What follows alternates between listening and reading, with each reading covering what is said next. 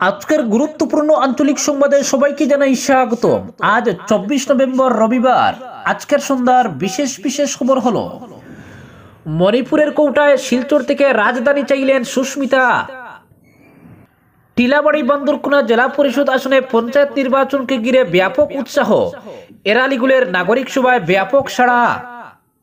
সংগঠনের নাম করে শ্রীভূমি নিয়ে বিরূপ মন্তব্য, ক্ষুব্ধ এনএসইউআই, পুলিশে এজাহার, ব্যবস্থা গ্রহণের দাবি রাজ্য সম্পাদকের।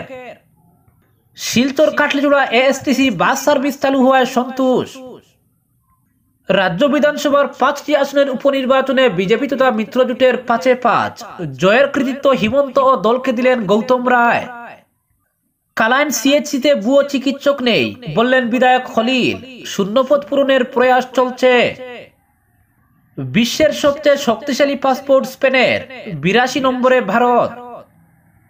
আসামে কঠোর স্বাস্থ্যসেবা নিয়ম, রেজিস্ট্রেশন বাধ্যতামূলক, বলবৎ হচ্ছে ক্লিনিক্যাল এস্টাবলিশমেন্ট অ্যাক্ট 2010। এআইইউডিএফ বিধায়ক নিজামের ছেলে সাদিক বিরছেন রাইজোর দলে, আগামীকাল যোগদান। এবং সর্বশেষ খবরটি হলো, রামকৃষ্ণনগর বদলে উন্নয়ন খণ্ডের নাম ভৈরবনগর, মুখ্যমন্ত্রী ও বিধায়কের প্রতি কৃতজ্ঞতা মণ্ডল বিজেপির। এবারে শুনুন বিস্তারিত খবর। রাজ্যসভা সদস্য সুস্মিতা দেব বরাক উপত্যকার রেলযাত্রীদের সুবিধার্থে গুয়াহাটি ও শিলচরের মধ্যে একটি জনশতাব্দী ট্রেন চালু করার দাবি জানিয়েছেন। রেলমন্ত্রী অশ্বিনী বৈষ্ণবের কাছে একটি পত্র প্রেরণ করে সাংসদ দেব এই দাবি জানান। এছাড়া বর্তমানে শিলচর, সাবরুম ও কলকাতার মধ্যে যে দূরপাল্লার কাঞ্চনজঙ্ঘা এক্সপ্রেস ট্রেন চলছে, এতে পেন্ট্রিকারের ব্যবস্থা করা সহ ট্রেনটির পুরনো বগিগুলোর জায়গায় আধুনিক বগি সংযুক্ত করার জন্য তিনি রেলমন্ত্রীকে অনুরোধ জানান। বরাক উপত্যকার পুরনো একটি দাবির কথা উল্লেখ করে দেব রেলমন্ত্রীকে মণিপুরের কোটায় নয়াদিল্লি থেকে শিলচর পর্যন্ত একটি রাজধানী এক্সপ্রেস ট্রেন চালু করারও দাবি জানান। তিনি বলেন, রাজধানী এক্সপ্রেস সাধারণত কোনো রাজ্যের রাজধানী ও দিল্লির মধ্যে চলাচল করে থাকে, কিন্তু জেলা সদর ডিব্রুগড় পর্যন্ত নাগাল্যান্ড কোটায় যেভাবে রাজধানী এক্সপ্রেস চলাচল করে, ঠিক একইভাবে মণিপুর কোটায় জেলা সদর শিলচর পর্যন্ত এই ট্রেন চালানো যেতে পারে। এবং ইম্ফল পর্যন্ত ট্রেন লাইন বসানো হয়ে গেলে তা ইম্ফল পর্যন্ত সম্প্রসারিত করা হবে। তিনি তার পত্রে আরো বলেন, মণিপুরের তদানীন্তন রাজ্যপাল নাজমা আকবর আলী হেপাতুল্লাহ এই মর্মে রেলমন্ত্রীকে অনুরোধ জানিয়েছিলেন। উল্লেখ্য, সামাজিক সংগঠন ডক্টর শ্যামাপ্রসাদ মুখার্জি মেমোরিয়াল স্বার্থ সুরক্ষা পরিষদের অনুরোধে ডক্টর হেপতুল্লাহ 2018 সালে তদানীন্তন রেলমন্ত্রী পীযূষ গোয়েলকে শিলচর পর্যন্ত রাজধানী এক্সপ্রেস চালু করার দাবি জানিয়েছিলেন। অপরদিকে শিলচর থেকে প্রতিদিন সকালে দুয়ার বন্ধ হয়ে কাটলিজোড়া পর্যন্ত আসাম রাজ্যিক পরিবহন নিগমের একটি বাস পরিষেবা ফের শুরু হলো। ওই রুটে চলাচলকারী নিত্যযাত্রী, শিক্ষক সহ কর্মজীবীরা এতে সন্তোষ ব্যক্ত করে বিভাগকে ধন্যবাদ ও কৃতজ্ঞতা জ্ঞাপন করেছেন। তারা বলেন, শিলচর থেকে প্রতিদিন বহু শিক্ষক সহ বিভিন্ন পেশার চাকরিজীবীরা লালা কাটলিজোড়ার বিভিন্ন স্কুলে তথা কর্মস্থলে যাতায়াত করেন, কিন্তু যানবাহনের জন্য প্রায়ই তাদের দুর্ভোগ পোহাতে হয়। এমন পরিস্থিতিতে সম্প্রতি রাজ্য পরিবহন নিগমের একটি এসি বাস শিলচর কাটলিজোড়া এবং কাটলিজোড়া শিলচর রুটে চালু করেছে। শিলচরের বাসিন্দা তথা লালা উচ্চতর মাধ্যমিক ও বহুমুখী বিদ্যালয়ের শিক্ষক সৌমিত্র চন্দ্র জানান, এএসটিসির ওই বাস পরিষেবা চালু হয়ে তারা দারুণ উপকৃত হচ্ছেন। শিলচর দেবদূত পয়েন্ট থেকে প্রতিদিন সকাল 7:10 বাসটি যাত্রা করে লিংক রোড, আসাম বিশ্ববিদ্যালয়, দুয়ারবন, গাগলাচড়া, লালা হয়ে কাটলিজোড়া পৌঁছাচ্ছে। অপরদিকে কাটলিজোড়া থেকে বেলা 1:30 নাগাদ ফের বাসটি শিলচরের উদ্দেশ্যে যাত্রা করায় নিত্যযাত্রী, বিশেষ করে শিক্ষক সমাজ উপকৃত হচ্ছেন। তাছাড়া এই এএসটিসির ওই বাসে অন্য যানবাহনের চাইতে ভাড়াও কম। অপরদিকে আসামে কঠোর স্বাস্থ্যসেবা নিয়ম, রেজিস্ট্রেশন বাধ্যতামূলক, বলবৎ হচ্ছে ক্লিনিক্যাল এস্টাবলিশমেন্ট অ্যাক্ট 2010। আসামে কড়া হতে চলেছে স্বাস্থ্যসেবা নিয়ম।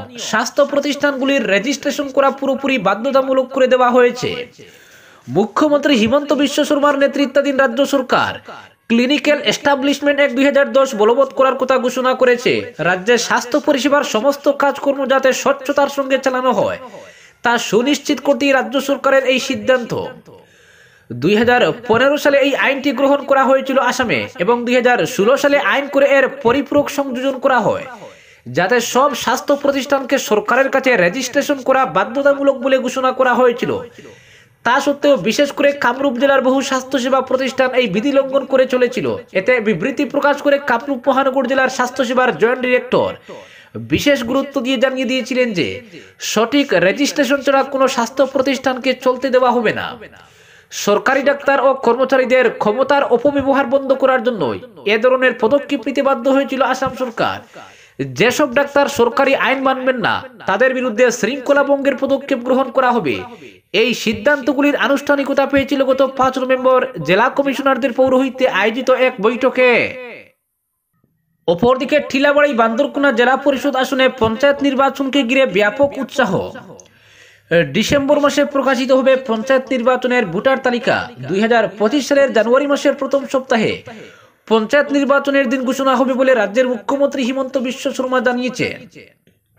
এ অবস্থায় রাজ্যে পঞ্চায়েত নির্বাচন একেবারে দোরগোড়ায়। পঞ্চায়েত নির্বাচনকে সামনে রেখে সম্ভাব্য প্রার্থীদের নিয়ে জোর চর্চা চলছে সর্বত্র।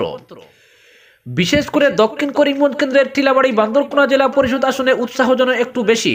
এই জেলা পরিষদ আসন বিধায়ক সিদ্দিক আহমেদ সহ গোটা দক্ষিণ করিমগঞ্জের জন্য খুবই গুরুত্বপূর্ণ।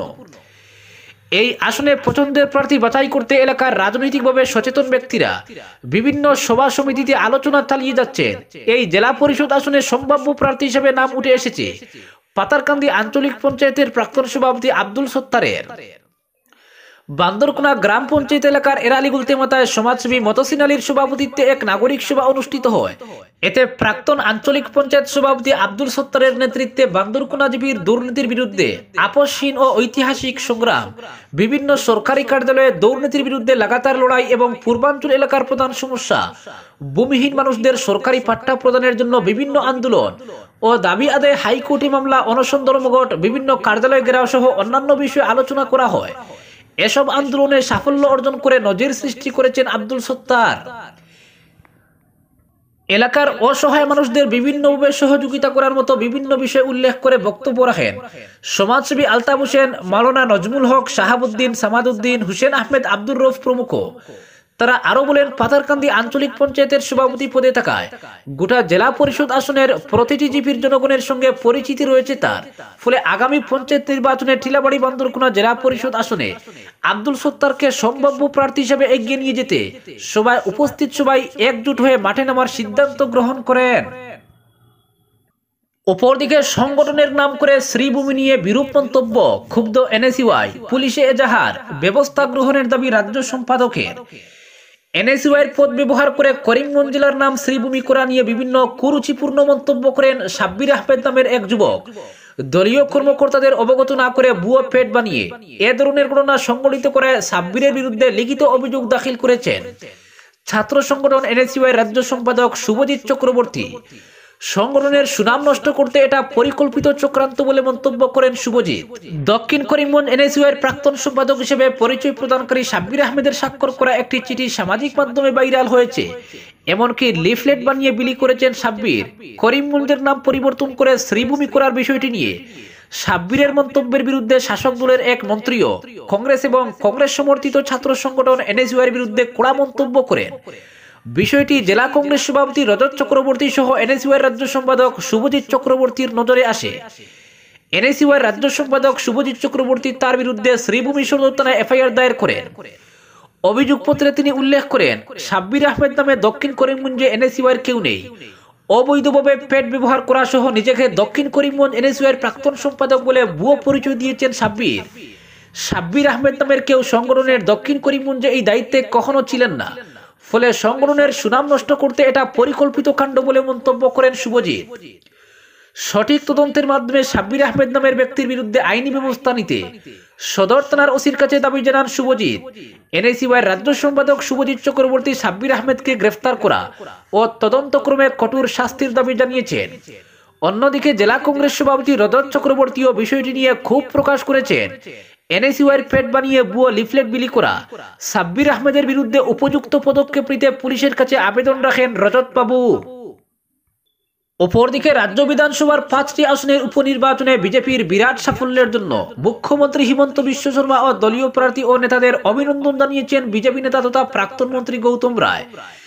শনিবার ফল প্রকাশের পর সংবাদ মাধ্যমের কাছে নিজের প্রতিক্রিয়া ব্যক্ত করে তিনি বলেন, রাজ্যের উন্নয়নের জন্য মুখ্যমন্ত্রী হিমন্ত বিশ্ব শর্মা যে আন্তরিক প্রয়াস চালাচ্ছেন তাতে জনগণের যে গভীর আস্থা রয়েছে তারই প্রকাশ ঘটেছে। এই ফলে প্রাক্তন মন্ত্রী রায় বলেন, এই নির্বাচনে ভোটাররা দেখেছেন বিজেপি একটি তৎপর দল, যেখানে সব শ্রেণীর মানুষকে নিয়েই চলছে বিকাশ যাত্রা। এর ফলে এবারের ভোটে সমস্ত শ্রেণীর মানুষেরই সমর্থন পেয়েছে বিজেপি এবং তার মিত্র দলের প্রার্থীরা। এ প্রসঙ্গে শ্যামাগুড়ি বিধানসভা আসনে বিজেপির জয়কে বিশেষ তাৎপর্যপূর্ণ বলে তিনি মন্তব্য করেছেন। বলেন, ওখানে বিজেপির উত্থান বিশেষ বার্তা বহন করছে।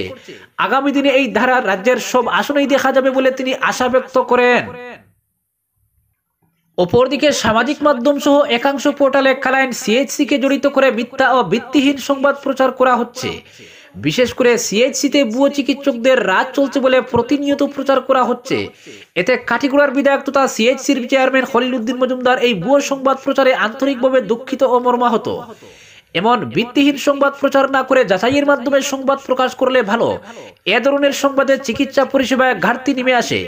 কালাইন ও কাঠিগড়ায় যদি কোনো ভুয়ো চিকিৎসকের সন্ধান পাওয়া যায় তাহলে অবগত করানোর জন্য জানান বিধায়ক। এর উপযুক্ত ব্যবস্থা নেওয়া হবে বলে জোর গলায় দাবি করেন বিধায়ক।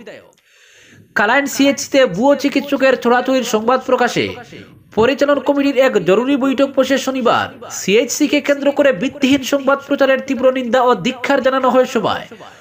পরিচালন কমিটির চেয়ারম্যান তথা বিধায়ক খলিল উদ্দিন মজুমদার সংবাদ মাধ্যমকে জানান, 4 রাজ্যের করিডোর হচ্ছে কালাইন, ফলে সিএইচসিতে 24 ঘন্টা রোগীর ভিড় থাকে।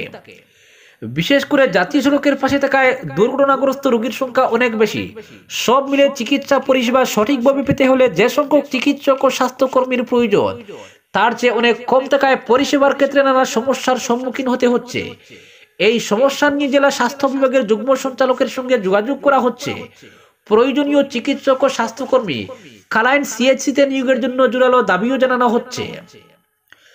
আগামী কয়েকদিনের মধ্যে চিকিৎসক ও স্বাস্থ্যকর্মীর অভাব মোচন হবে বলে আশা ব্যক্ত করেন বিধায়ক খলিল।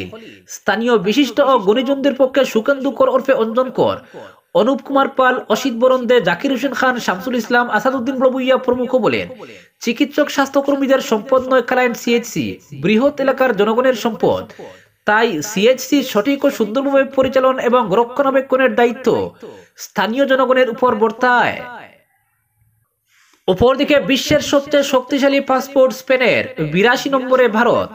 বিশ্বের সবচেয়ে শক্তিশালী পাসপোর্ট স্পেনের, কারণ ওই পাসপোর্টের জুড়ে বিশ্বের 194টি দেশে ভিসা ছাড়াই প্রবেশ করা সম্ভব।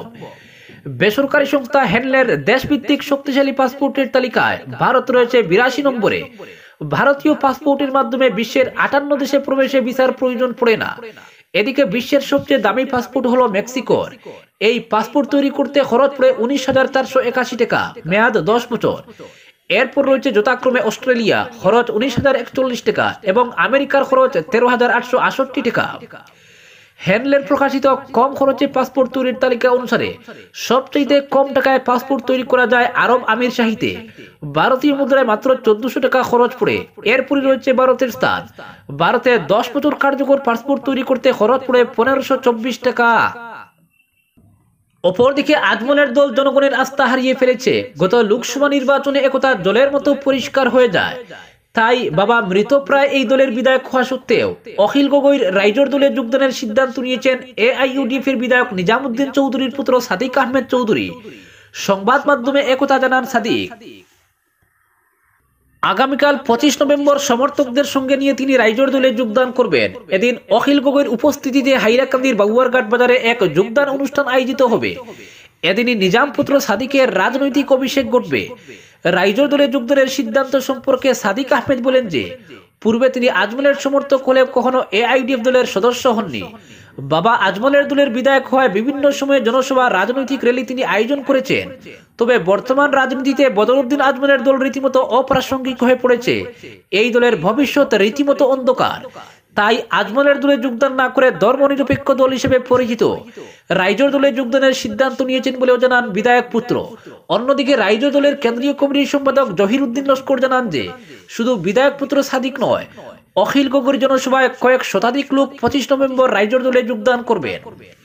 এদিন শিবসাগরের বিধায়ককে বৃহৎ এক র্যালির মাধ্যমে হাইলাকান্দিতে স্বাগত জানানো হবে। এদিকে পুত্রের পর বাবা নিজামুদ্দিন চৌধুরীও কি রাইজোর দলে যোগদান করবেন? এই প্রশ্নের উত্তরে বিধায়ক পুত্র সাদিক জানান যে, তার বাবা নিজামুদ্দিনের 25 বছরের রাজনৈতিক অভিজ্ঞতা রয়েছে। সেই অভিজ্ঞতা থেকেই উচিত সময়ে বিধায়ক নিজামুদ্দিন সঠিক সিদ্ধান্ত নেবেন বলেও তাৎপর্যপূর্ণ মন্তব্য করেন পুত্র সাদিক। আজকের বিশেষ সংবাদ এখানেই সমাপ্ত।